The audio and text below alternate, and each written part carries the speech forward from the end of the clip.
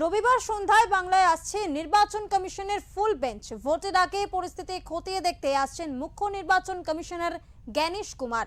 সোমবার ও মঙ্গলবার পরপর দুদিন একাধিক বৈঠক রয়েছে। সূত্রের খবর, বৈঠক শুরুর আগে জ্ঞানেশ কুমার যেতে পারেন কালীঘাট মন্দিরে, বেলুর মঠেও যেতে পারেন। তবে মুখ্য নির্বাচনী আধিকারিক মনোজ কুমার আগরওয়াল এই বিষয়ে বলেন, তার ব্যক্তিগত কোনো প্রোগ্রাম থাকলে তিনি সেখানে যেতেই পারেন। রবিবার সন্ধ্যায় বঙ্গে আসছে কমিশনের ফুল বেঞ্চ। সূত্রের খবর, রবিবার সন্ধ্যায় জ্ঞানেশ কুমারের নেতৃত্বাধীন কমিশনের ফুল বেঞ্চ বাংলায় পা রাখবে।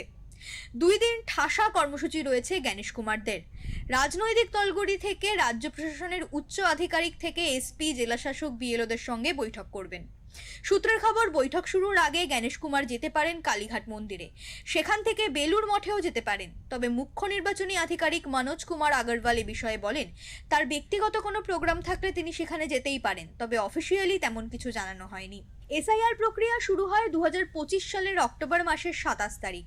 সেই সময় রাজ্যের মোট ভোটার ছিল 7,66,37,529 জন।